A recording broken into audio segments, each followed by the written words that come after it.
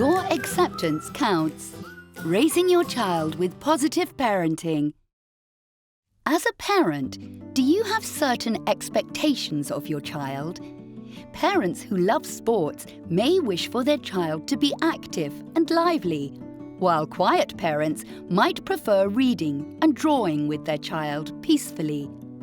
In fact, every child has their unique temperament and strengths. Even babies who are not yet talking demonstrate their own character and preferences, and they may be different from what you expect. If parents can take care of their child according to their unique traits, it may be easier for them to get along. Let's say you have an active child. Rather than thinking of ways to help them sit down quietly, why not accept them as they are and provide more opportunities to let them move around? Or say your child is easily agitated and gets upset whenever they can't fall asleep or has to wait. While some people might think they're bad-tempered, they may simply be more sensitive to frustration. So, in face of difficulties in completing a task, you may try to support them by calming them down. Then, show them how to do the task. No matter what the child's nature is, instead of forcing them to change, you'll always find ways to raise them in line with their temperament and preferences. This is good for both your relationship and their development. Apart from respecting the child's unique personal traits, parents also need to acknowledge their feelings. When your child expresses their emotions, do you always say, "It doesn't matter, it's not a big deal," or blame them for losing their temper? In fact, just like adults, children need space to calm down when they're emotionally charged. Regardless of their feelings, try to understand instead of cheering them up or lecturing them right away. Your understanding and acceptance can help them learn to respond to different emotions and build the trust between you two. But when your child loses their temper or seems frightened, your emotions may be triggered too. It's indeed not easy to show your acceptance at this moment.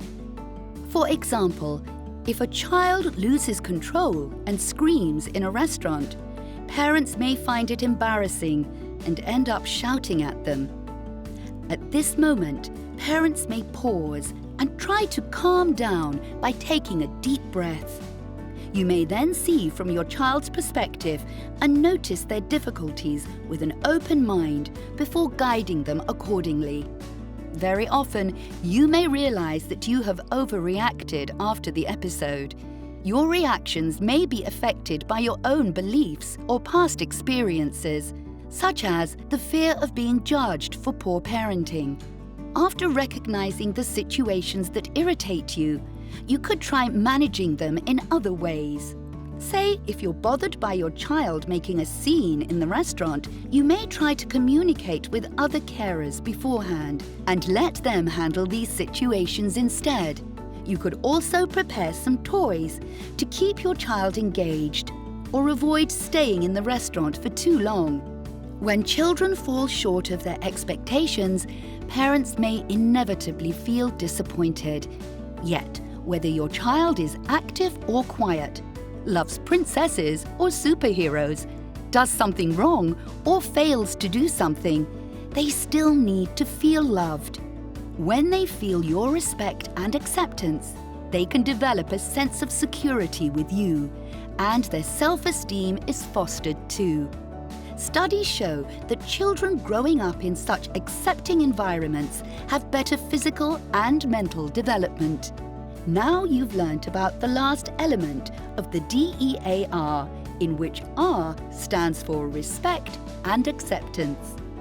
To learn more about the DEAR elements in positive parenting, watch other videos in this series. You could also visit the Family Health Service website of the Department of Health at www.fhs.gov.hk for further information. This video is produced by the Family Health Service of the Department of Health.